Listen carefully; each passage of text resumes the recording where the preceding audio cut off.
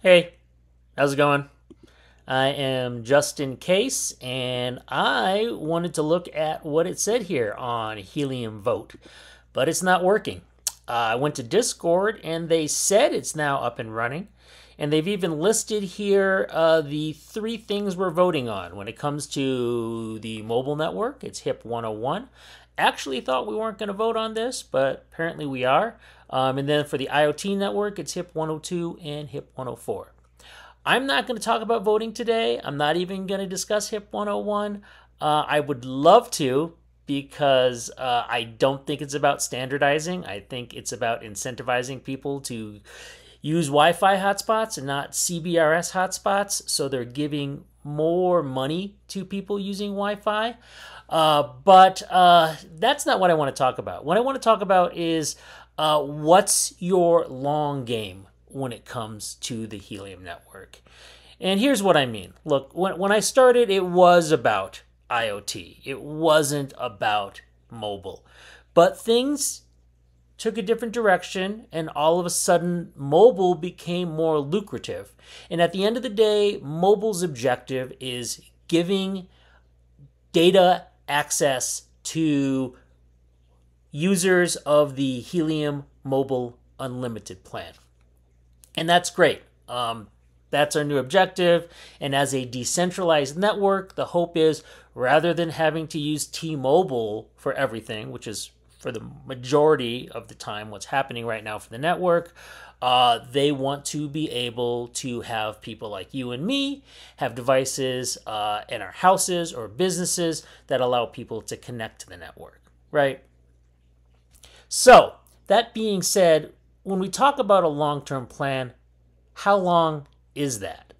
I was just talking about earlier, just a video ago, that the numbers are going down. And when I talk about the numbers going down, I mean for the indoor hotspot as well as the mobile plan.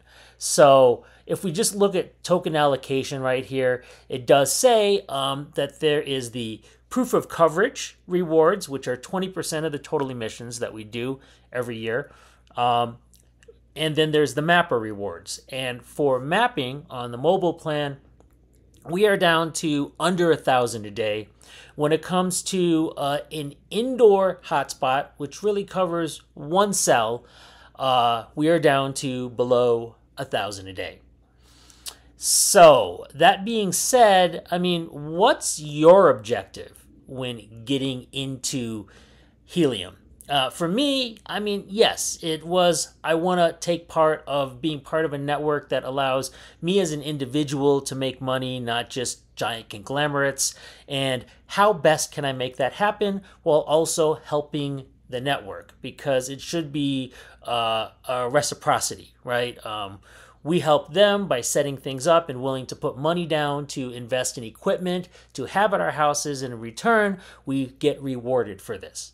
But if you look here, the rewards only happen for 7 years. As it says here, year one of mobile started in August 1, 2022. And that means if it's a 7-year plan, it's going to end August 1, 2029, right? So between those two times, we also have a halving every 2 years, which means August 1 of 2024, rewards are going to be cut in half, which means even if they're even close to 1,000 right now, and I'm not talking about outdoor hotspots or CBRSs yet, I'm just talking about those two options, mapping with your subscriptions or indoor hotspots. If it even is, let's say, in 8 months, 500 mobile a day, it's going to go down to 250 immediately. And the only hope that it's still worth it then is if we actually have the Helium token value become higher, which might happen, might not happen though. You don't know what's going to happen. So that being said, in my opinion, the only real investment in terms of long term that you can do here is in the outdoor mobile hotspots and the CBRS hotspots. And then after that, it all comes down to data. And what I mean after that is after these 7 years. Because if you even look right now, hotspot data that you're getting from mobile is 40% of the rewards. So they really want to keep you on the data plan. In other words, wanting to make data available to people and get people to be around your hotspots and use that data.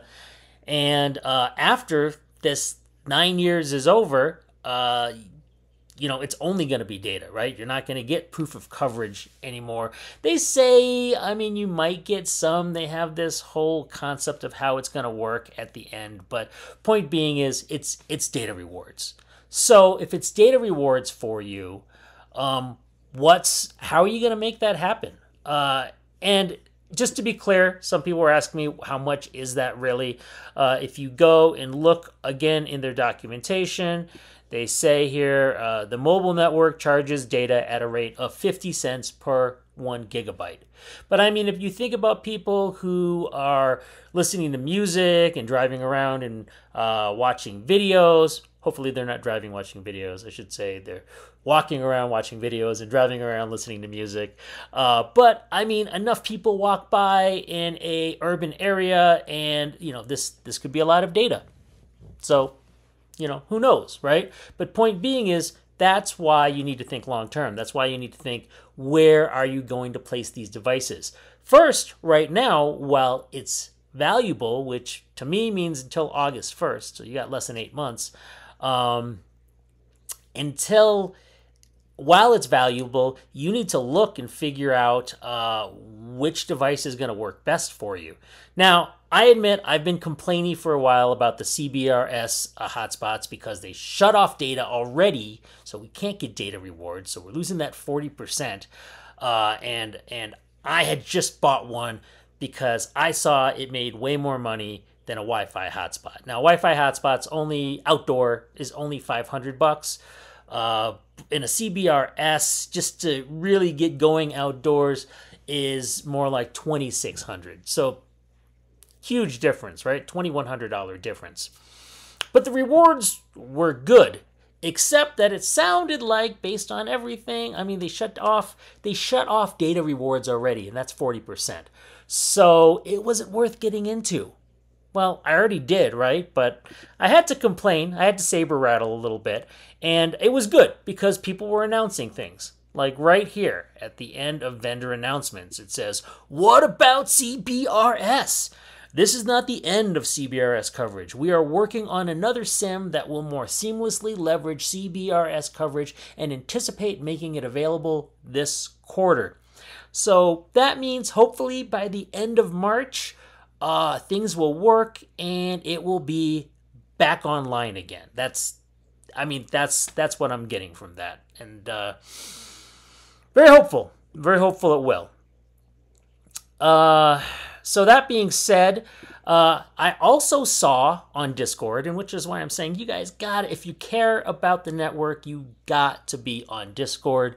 The Helium CBRS UX beta. So there is a beta form right now, which I'll provide in the description, to sign up to test out the latest UX improvements to switch between Helium CBRS radios and the carrier micro networks.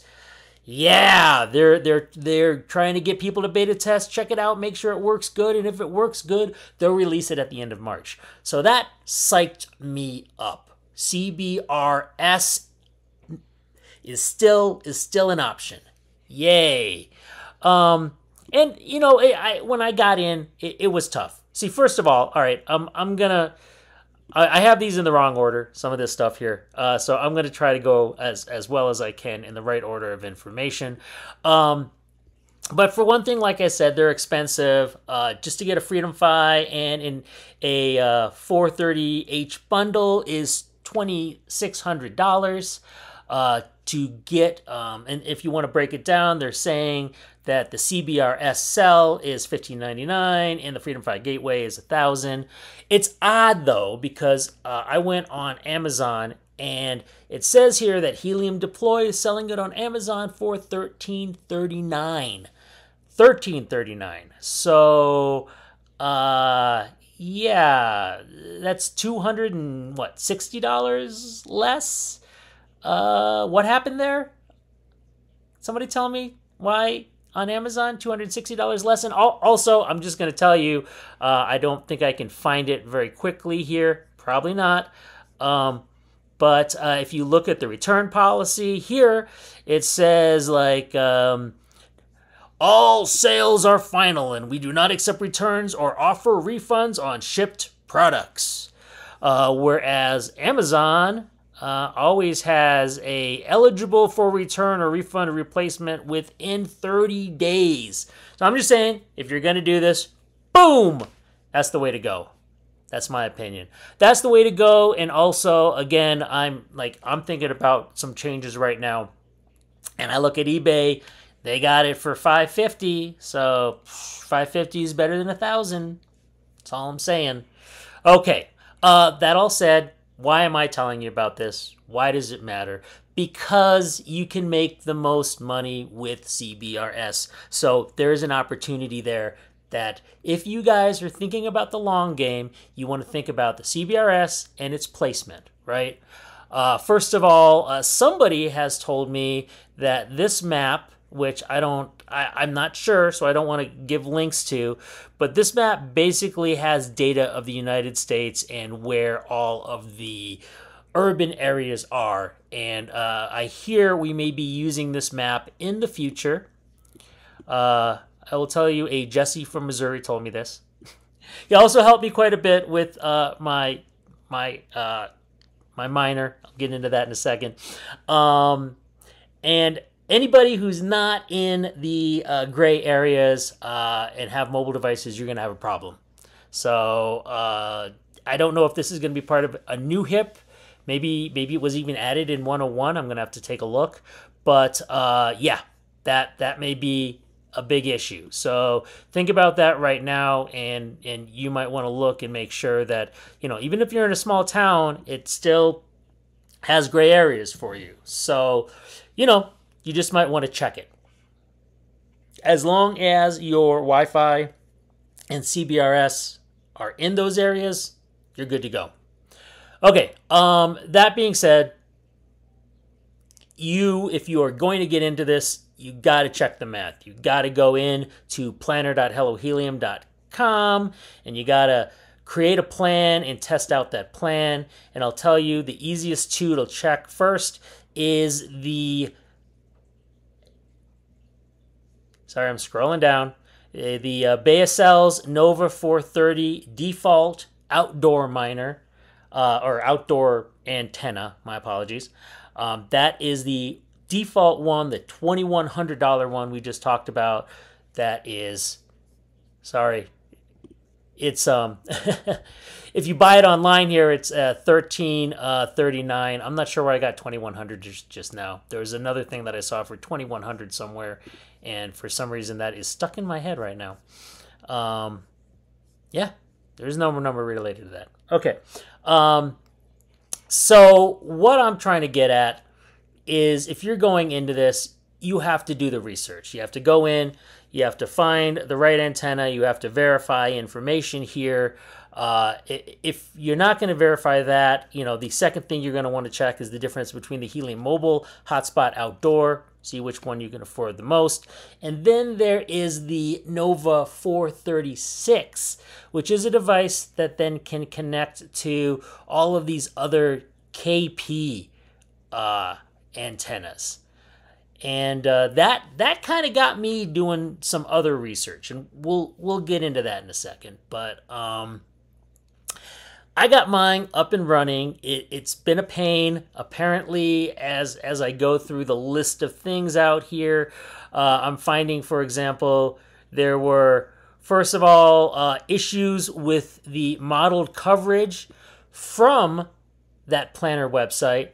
And even then more so, there were invalid serial numbers for things from Freedom Fi, which they didn't say it, but I'm pretty sure it was not just the Freedom Fi gateways, but probably the antennas themselves. So I had a huge pain the last couple days, or 17 days. Got my device, Serial number didn't work. Waited a couple days till they fixed it. They fixed it, got it on the roof. Antenna didn't work. Waited a couple days for them to fix that. Once they did, I could finally register the CPI for the antenna. Waited a couple days. Nobody contacted me. Then Jesse from Missouri told me to contact a specific person on the Discord channel, and boom, he's the person, the guy you talked to. He got it set up, and we were good to go. Then I'm sitting on it, not understanding why it's not working, and I was told, hey man, you got to go on to Helium Geek. So I don't know if any of you have that app on your phone, Helium Geek. I'm looking for it right now. I can't find it, so I have to go in here and click on it. But Helium Geek can actually allow you to go in and check your heartbeats. So the problem that I had was I did not have enough heartbeats. Mine were at 0, and they had been for several days. He basically told me to restart the device and wait a while and then reconnect the antenna, and we did.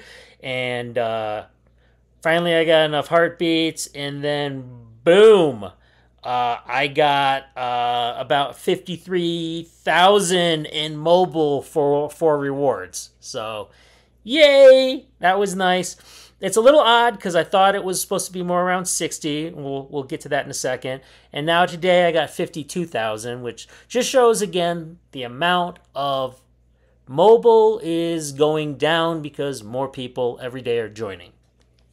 So if you're going to do it, if you have an opportunity where you can go in and say, oh my God, in this area I can make so much. Here's me right there. I click on me, and I go in and check it out, and it says here, yeah, I can make 52,000 in mobile. Not everybody can, but if you can, that's an opportunity. So I definitely recommend you do your research, take a look, and find out. Now, here's the kicker for me. When I mapped this out before, it showed a different number. And the reason is because at the end of the day, it's based off of an exact latitude and longitude that your CBRS radio GPS system tells it, and it uses that data. So I was off by a little bit, and that little bit was like, 6,000 a day. So is what it is. I also started messing with the planner, and I had to check out little things. So if I change my angle by about 35 degrees, I can make 58 instead of 52. So I got to get up on the roof and take care of that. That's why I love the planner. Like it said here, they updated it and fixed it, and everything should be good. Like here, the engineering team has fixed the issues with miscalculated plan modeled coverages. So I mean, you should be good to go now. And if you aren't, it says here, if it's wrong, contact them. So now, as of January 5th, they claim it's working, and you should be good to go using it as a model to know how much you can make. So anyway, Jesse and I were talking, and Jesse says, hey, you should get out of this 430 stuff and go into the 436 business for $6,500 more to spend. And I'm like, whoa, dude, that's a lot. And he's like, yeah, well, look, you're only making like, not this number here, but 52,000. If you get the device that I told you to get, which is the K Performance 13 dBi Omni connected to the Nova 436, you're gonna get 155,000. So it's a hard to say no kind of thing, right? I mean, yeah, it's the difference between 150 a day and 464 a day. So I am just telling you guys. Also, I'm sorry. I want to finish one last thing. one of the importance is of my coverage is that I'm covering a good portion of where people around me live and the park. We have a little park that's right up here. So there are other maps that they're looking at when they're talking about like HIP 103 that kind of showed the areas that are most used by people, most walked, and of course the park was one of them. We have a whole open area across the street from us here, and I am covering it and the area where people apparently go and fly their RC planes. So a lot of opportunities out there. So I mean, I'm psyched. If I can get all of that coverage, and that means I'm going to get in the long run the data from those people. That's what I intend to do. So I just want you guys to think about this. I mean, if you're in it for the long term, you got to look at your return on investment. And sure, some of the numbers are going to be big, but that's okay if your return on investment is quick enough. I mean, if I'm making somewhere over 400 a day, I'm gonna have it paid off in less than half a month. So why not, right? I don't know. I'm still thinking about it, which I suppose is dumb, right? I should just do it. Okay, you guys let me know in the comments if I should do it. I know I've talked for a long time right now, but this is the big stuff, right? This is long term, what we want to do. We want to make money and have a value to do this and to help the network. And at the end of the day, we are helping the network if we figure out if our areas where we can place antennas are in the right spots and can maximize value for us and for the network. Because at the end of the day, couple years down the road, it is just all about data transfer. All right, hey, thanks for watching. If you like information like this, please do like and subscribe, and I hope you all have a great weekend.